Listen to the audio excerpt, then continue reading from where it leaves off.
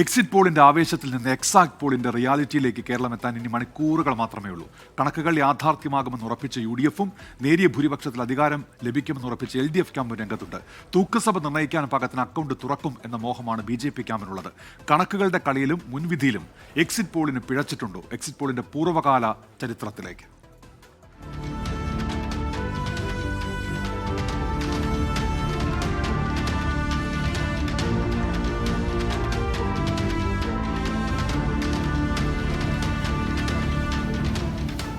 അഞ്ച് സംസ്ഥാനങ്ങളിലെ വോട്ടെല്ലാം പെട്ടിയിലായതോടെ പിന്നാലെ എത്തി എക്സിറ്റ് പോളുകളുടെ മുൻവിധി.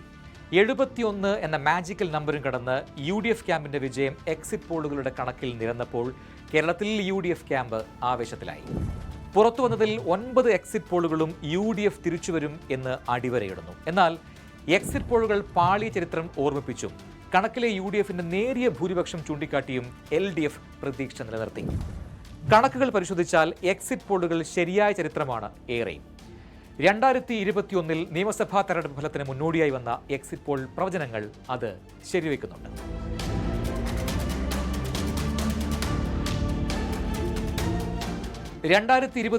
എക്സിറ്റ് പോളിന്റെ കണക്കുകൾ നോക്കാം. കേരളത്തിൽ LDF 80 സീറ്റ് വരെ നേടുമെന്ന് ഒട്ടുമിക്ക ഏജൻസികളും വിലയിരുത്തി. ഇന്ത്യ ടുഡേയും ടുഡേസ് ചാണക്യയും ഒരു പടി കൂടി കടന്നു. വിവിധ ഏജൻസികളുടെ കണക്കുകൾ പ്രകാരം UDF-ന് 66 സീറ്റ് വരെ കിട്ടിയേക്കാമെന്നും പ്രവചനമുണ്ടായിരുന്നു. എന്നാൽ കണക്കുകളെ അക്ഷരം പ്രതി ശരിവെച്ച് 99 സീറ്റ് തൂത്തുവാരി പിണറായി 2.0 സർക്കാർ വീണ്ടും വരവറിയിച്ചു. ലീഗിന്റെ 15 സീറ്റിന്റെ കൂടി തണലിൽ 41 സീറ്റിൽ ഒതുങ്ങിപ്പോയി അന്ന് UDF. 3 സീറ്റ് വരെ NDA നേടുമെന്ന പ്രവചനം പാളിയതൊഴിച്ചാൽ എക്സിറ്റ് പോളുകൾ കിറുകൃത്യമെന്ന് അടിവരയിട്ടു 2021 ചരിത്രം.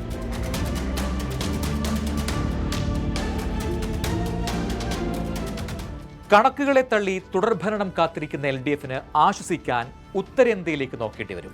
2024 ലോക്സഭാ തെരഞ്ഞെടുപ്പും 2024 മഹാരാഷ്ട്ര ജാർഖണ്ഡ് നിയമസഭാ തെരഞ്ഞെടുപ്പുകളും എക്സിറ്റ് പോളിന്റെ പാളിയ കണക്കുകളുടെ നേർചിത്രമാണ്. മോദിയുടെ 3ാം വരവ് പ്രവചിച്ചത് ശരിയായെങ്കിലും കണക്കിലെ കളിയിൽ എക്സിറ്റ് പോൾ ഏജൻസികൾക്ക് അമ്പേ പാളി.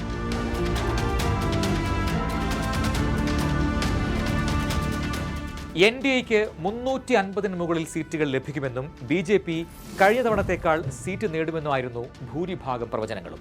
കൂട്ടത്തിൽ ടുഡേസ് ചാണക്യ ഒരു പടി കൂടി കടന്ന് NDAയ്ക്ക് 400-ലേറെ സീറ്റുകൾ പ്രവചിച്ചു.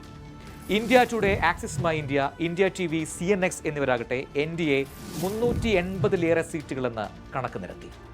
ഈ എക്സിറ്റ് പോൾ കണക്കുകളെ അസ്ഥാനത്താക്കി BJPയുടെ കുതിപ്പ് 292 ഒതുങ്ങി.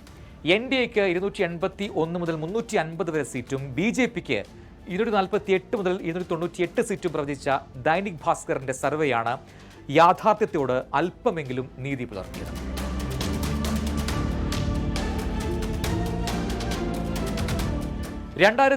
നിയമസഭാ തെരഞ്ഞെടുപ്പിൽ മഹാരാഷ്ട്രയിൽ BJPയുടെ നേതൃത്വത്തിൽ മഹായുതി സഖ്യം അധികാരം നിലനിർത്തും എന്ന് തന്നെയായിരുന്നു എക്സിറ്റ് പോൾ പ്രവചനം.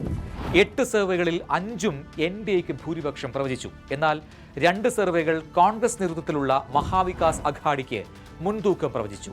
ആ 2 കണക്കുകളും ജനവിധി വന്നതോടെ കടപുഴകി.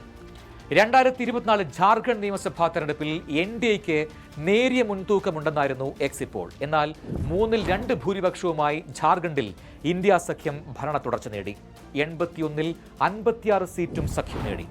കഴിഞ്ഞ തവണ നേടിയ 47-ൽ നിന്ന് 9 സീറ്റ് അധികം നേടി ഇന്ത്യ സഖ്യം ജയിച്ചു കയറിയപ്പോൾ എക്സിറ്റ് പോൾ ടാലികൾ ഒരു ഘട്ടത്തിൽ നോക്കുകുത്തിയായി. 2004 ലോക്സഭാ തെരഞ്ഞെടുപ്പിൽ AB വാജ്പേയി നയിച്ച NDA സർക്കാർ 240 മുതൽ 275 സീറ്റ് നേടി അധികാരത്തിലെത്തുമെന്നായിരുന്നു സർവേ ഫലങ്ങൾ. എന്നാൽ സീറ്റുകൾ അന്ന് 187-ൽ ഒതുങ്ങി.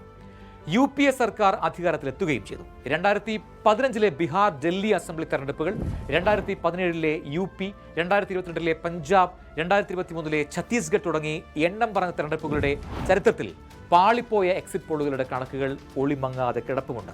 മെയ് 4-ന്റെ പുലരി കാത്തിരിക്കുന്നത് ഈ കണക്കുകൾക്ക് അപ്പുറത്തുള്ള യഥാർത്ഥ വസ്തുതയ്ക്കായാണ്. എക്സിറ്റ് പോളുകളുടെ കണക്കും ജനങ്ങൾ കുറിച്ച വിധിയും ഒന്നാണോ എന്ന് കാത്തിരുന്ന് കാണാം.